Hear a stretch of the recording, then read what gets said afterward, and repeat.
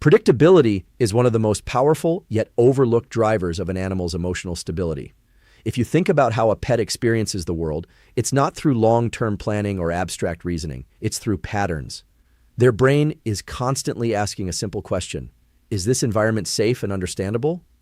Predictable routines answer that question in a very direct way, and when the answer is yes, the nervous system shifts toward a calmer, more regulated state. At the level of brain and body, predictability reduces uncertainty, and uncertainty is one of the main triggers for stress responses. When a pet doesn't know when it will eat, when it will go outside, or when interaction will happen, stress hormones like cortisol tend to stay elevated. This doesn't always show up as obvious distress. Sometimes it appears as restlessness, excessive vocalization, hyperactivity, or even withdrawal. These behaviors are often labeled as bad or problematic, but in many cases they are simply the byproduct of a system that lacks clear structure. Feeding is one of the clearest examples. When feeding times are consistent, the animal's internal clock, its circadian and ultradian rhythms, begins to anticipate that event. You'll often see pets become calmly alert just before feeding rather than frantic or demanding. That anticipation is a sign that the brain has mapped the pattern and feels secure in it. In contrast, inconsistent feeding schedules can lead to food anxiety, where the animal becomes overly fixated or reactive around meals. The same principle applies to movement and activity. Regular walk times for dogs or consistent play windows for cats create a rhythm that the nervous system can rely on. It's not just about burning energy, it's about creating a predictable arc to the day. Activity happens, then rest follows. When that cycle is stable, pets tend to settle more easily and show fewer spikes in anxious or destructive behavior. Sleep is deeply tied to predictability as well. Animals rely on environmental cues, light, noise, human activity, to determine when it's safe to enter deeper stages of rest. If those cues are constantly shifting, sleep becomes fragmented. Over time, this can lead to a state where the pet is physically tired but mentally wired, much like sleep-deprived humans. Consistent daily rhythms help anchor their sleep patterns, allowing for more restorative rest. Even social interaction benefits from predictability. When a pet learns when attention is likely to occur, whether it's in the morning, after work, or during specific calm periods, it reduces the need to constantly seek or demand engagement. The animal doesn't have to guess or test boundaries because the pattern is already established. What's important here is not rigid perfection, but overall consistency. Life can't always run on an exact schedule, but maintaining a general rhythm is enough for the brain to detect stability. Over time, that stability becomes the foundation for better behavior, improved health, and a more relaxed, confident animal. Species-specific stimulation is about aligning activity with the natural behavioral patterns an animal's brain evolved to perform. Every species has built-in action sequences, ways of moving, exploring, and interacting with the environment that are deeply tied to reward systems in the brain. When those patterns are activated, the animal doesn't just burn energy, it experiences a kind of neurological completion that leads to calmness and satisfaction. In dogs, for example, one of the dominant drives is scent exploration. Their olfactory system is vastly more developed than ours, and a significant portion of their brain is dedicated to processing smell. When a dog is allowed to sniff during walks, it's not a distraction from exercise, it is the exercise, at least from a mental standpoint. Preventing that behavior and focusing only on physical movement often leaves the dog understimulated in a very specific way, which can show up later as restlessness or compulsive behavior. Engaging their nose through tracking games, scent trails, or even scattered food taps directly into that biological need. Cats operate on a different sequence that mirrors hunting. This typically involves detecting movement, stalking, chasing, pouncing, and then disengaging into rest. When play doesn't follow this pattern, if it's too long, too random, or lacks a clear capture moment, it can leave the cat in a state of unresolved arousal. Short, intentional bursts of play that allow the cat to complete that full cycle are far more effective. Afterward, you'll often see a natural transition into grooming or sleep, which is a sign that the nervous system has settled. Birds and small mammals often require cognitive stimulation as much as physical activity.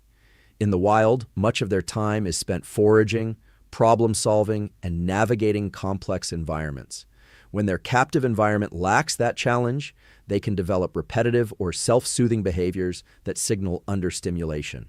Introducing puzzles, varied textures, or opportunities to explore in controlled ways can activate those same neural pathways and improve overall well-being. A key mistake people make is assuming that more stimulation is always better. In reality, overstimulation, especially when it's loud, chaotic, or unpredictable, can push the nervous system into a heightened state that resembles stress more than enrichment. The goal isn't constant activity. It's meaningful activity that has a beginning, middle, and end. That structure allows the brain to engage fully and then disengage, which is where recovery and calmness occur. Another important aspect is timing. Delivering stimulation at appropriate points in the day, such as when the animal is naturally more alert, enhances its effectiveness. Trying to force engagement when the pet is already tired or overstimulated can have the opposite effect, leading to irritability or avoidance. When stimulation matches the animal's innate wiring, it reduces the need for the pet to create its own outlets, which is often when undesirable behaviors emerge. Chewing, scratching, digging, or excessive vocalizing can frequently be traced back to unmet behavioral needs rather than defiance. By redirecting energy into activities that the brain recognizes as meaningful, you're essentially working with the animal's biology instead of against it. True rest is one of the most underestimated components of a pet's well-being, yet it plays a central role in regulating both behavior and physiology. Many animals require significantly more sleep than humans, and not just light dozing, but deep, uninterrupted rest that allows the nervous system to fully reset. Without that, even a well-fed and well-exercised pet can become dysregulated. From a biological standpoint, sleep is when critical processes occur: memory consolidation, tissue repair, immune function, and emotional processing. If a pet is constantly being disturbed, whether by noise, light, or frequent interaction, it prevents them from entering the deeper stages of sleep that support these functions. What you often see in response is a kind of cumulative fatigue that doesn't always look like tiredness. Instead, it can show up as irritability, hyperactivity, or an inability to settle. One of the challenges is that pets will often adapt to the household environment, even if it's not ideal for rest. For example, if a dog is repeatedly interrupted while sleeping, it may start choosing lighter, more vigilant forms of rest rather than fully relaxing. This keeps the brain in a semi-alert state, where it's ready to respond at any moment. Over time, that pattern can elevate baseline stress levels and make the animal more reactive to small triggers. The environment plays a major role in supporting true rest. Quiet, low-traffic areas where the pet can retreat without being approached are critical.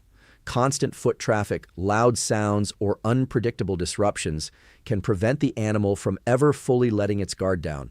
Even well-intentioned behaviors, like petting or talking to an animal while it's resting, can fragment sleep cycles if done frequently enough. Light exposure is another factor that often goes unnoticed. Just like humans, animals rely on light cues to regulate their circadian rhythms.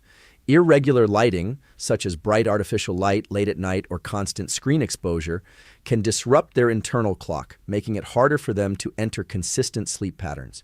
Aligning their environment more closely with natural light-dark cycles can improve both the quality and timing of rest. There's also an important distinction between rest and inactivity. A pet lying down in a busy or stimulating environment isn't necessarily resting in a restorative way. True rest involves a shift in the nervous system toward a parasympathetic state, where heart rate slows, muscles relax, and the brain reduces its level of alertness. You can often recognize this in subtle signs like deeper breathing, relaxed posture, and reduced responsiveness to minor stimuli. Another factor is timing relative to activity. After periods of stimulation, whether physical or mental, the brain needs an opportunity to downshift. If stimulation is constant or poorly timed, the animal may never fully transition into a restful state. Creating a rhythm where activity is followed by quiet, protected downtime helps reinforce that natural cycle. When pets consistently get high-quality rest, you tend to see improvements across the board: more stable mood, better learning, reduced anxiety, and healthier physical function. It's not just about preventing problems, it's about enabling the nervous system to operate the way it's designed to, with clear transitions between engagement and recovery. Autonomy, or a sense of control over one's environment, is a fundamental biological need that extends across species. For pets, this doesn't mean complete freedom or lack of structure, but rather the presence of small, meaningful choices that allow them to influence their own experience. When an animal has some degree of control, its nervous system shifts toward a more stable and confident state. Without that control, the system can move in the opposite direction, toward anxiety, passivity, or reactivity. At the neural level, having control reduces the perception of threat. When an animal can predict not just what will happen, but also has some influence over it, stress responses are dampened. This is closely tied to the concept of learned helplessness, where repeated exposure to situations with no control leads the animal to stop trying to change outcomes altogether. In pets, this can show up as disengagement, lack of responsiveness, or a kind of flattened behavior that people sometimes mistake for calmness. In practical terms, autonomy can be introduced in very simple ways. Allowing a dog to choose the pace or direction of a walk within reasonable boundaries gives it an active role in exploration. For a cat, having access to vertical spaces or multiple resting spots allows it to decide where it feels safest or most comfortable.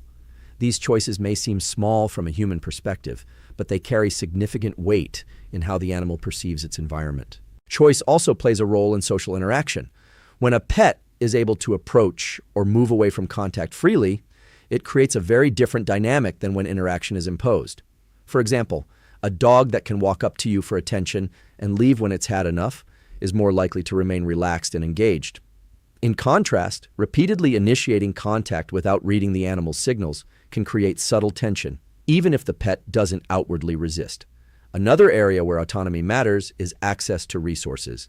This includes food, water, resting areas, and even sensory experiences like light and temperature. When pets can move between different environments, cooler or warmer spots, quieter or more active areas, they are effectively regulating their own internal state. Restricting that movement too much can force the animal to remain in conditions that don't align with its needs, increasing stress over time.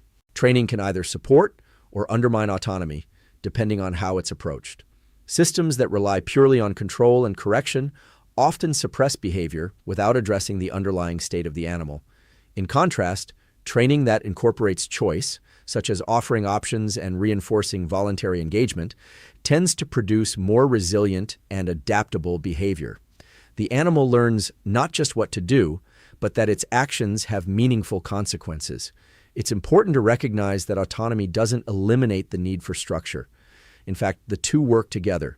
Predictable routines create a stable framework, while autonomy allows flexibility within that framework. This balance is what enables a pet to feel both secure and capable. When animals have even a modest degree of control over their daily experience, you often see increased confidence, reduced stress behaviors, and a greater willingness to engage with their environment. Social interaction is a core need for many pets, but the way it's delivered often determines whether it regulates or stresses the animal. Humans tend to define connection in very human terms: touch, eye contact, constant engagement. But animals interpret social behavior through a different lens. What feels like affection to a person can sometimes feel overwhelming or intrusive to a pet, depending on its species, temperament, and current state. At the nervous system level, social interaction can either activate a sense of safety or trigger mild threat responses. The difference lies in predictability, consent, and timing. When a pet can anticipate interaction and has the option to engage or disengage, the experience tends to be calming. When interaction is sudden, forced, or mismatched with the animal's state, it can elevate stress, even if the pet doesn't visibly resist. One of the most important shifts is learning to recognize subtle behavioral cues. Animals communicate constantly through body language, posture, muscle tone, ear position, tail movement, and even the direction of their gaze. A relaxed animal might have loose, fluid movements and soft attention, while a more tense one may show stiffness, avoidance, or hyperfocus. Responding to these signals in real time is what makes interaction feel safe and coherent to the animal. Proximity often matters more than direct contact. Many pets are highly social but prefer to simply be near their human rather than actively engaged all the time. Sitting in the same room, moving together through space, or sharing quiet moments can provide a strong sense of connection without overstimulation. This kind of low-pressure presence allows the animal's nervous system to settle while still benefiting from social bonding. Timing also plays a critical role. Engaging with a pet when it is already calm tends to reinforce that calm state. In contrast, interacting when the animal is highly aroused, excited, anxious, or overstimulated can amplify that state rather than soothe it. For example, Excessive attention during moments of hyperactivity can inadvertently reinforce that energy pattern, making it more likely to repeat.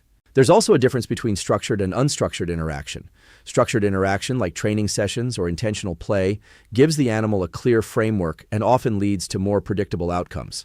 Unstructured interaction, while still valuable, requires more sensitivity to the animal's signals to avoid crossing into overstimulation. Balancing the two creates a more stable social environment.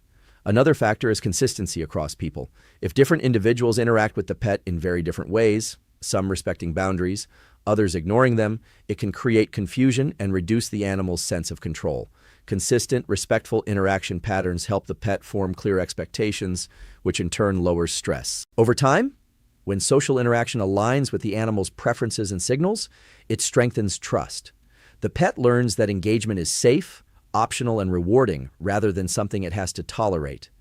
This leads to more genuine connection, where the animal actively seeks interaction instead of avoiding or enduring it. Food is often treated as a simple input, something you provide once or twice a day to meet nutritional needs.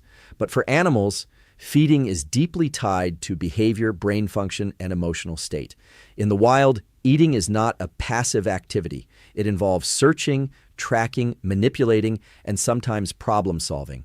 When that entire process is reduced to a bowl placed on the floor, a large portion of the animal's natural behavioral sequence is removed.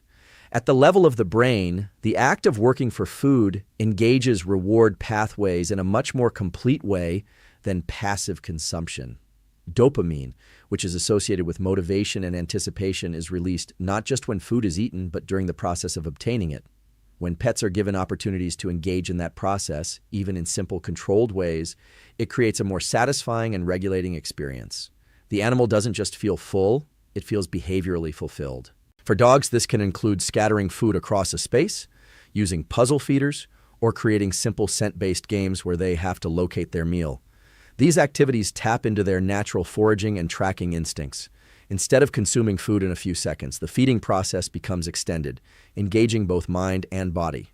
This often leads to a calmer state afterward, as the behavioral loop has been completed. Cats benefit from a slightly different approach that mirrors hunting. Small portions of food delivered through interactive toys or hidden in different locations can simulate the sequence of searching and capturing. This aligns feeding with their natural rhythm of short, intense bursts of activity followed by rest. When this pattern is supported, it can reduce behaviors like overeating, nighttime restlessness, or attention-seeking. Timing also plays a role in how food affects the nervous system. Feeding immediately after appropriate activity, like a walk for a dog or play for a cat, can reinforce a natural cycle: exertion followed by reward and then rest. This sequence helps the brain transition into a more relaxed state. Feeding without that preceding activity can still meet nutritional needs, but it may not provide the same level of behavioral satisfaction. The sensory experience of eating matters as well. Texture, smell, and the act of chewing all contribute to how the brain processes the meal. Foods or feeding methods that encourage chewing or manipulation can have a calming effect, as they engage repetitive motor patterns that are inherently soothing to the nervous system. Another important aspect is pacing. Rapid consumption, which is common when food is freely available in a bowl, can bypass many of the regulatory processes tied to feeding. Slowing the process down through puzzles, distribution, or portioning allows the body and brain to stay engaged longer, leading to better satiety signals and reduced fixation on food. When feeding becomes an active process rather than a passive one, it shifts the role of food from mere sustenance to enrichment. This doesn't require complex tools or constant effort. Small adjustments can have a significant impact. By aligning feeding with natural instincts and behavioral sequences, you create a more balanced, satisfied animal that is less likely to seek out alternative, often problematic, outlets for its energy. When feeding is approached this way, it becomes more than a routine task. It becomes a daily opportunity to support your pet's mental and emotional balance. By integrating small challenges, aligning meals with natural activity patterns, and engaging their senses, you're reinforcing the way their brain is designed to function. Over time, this leads to a pet that is not only physically nourished, but also calmer, more focused, and less driven to express unmet needs through unwanted behaviors.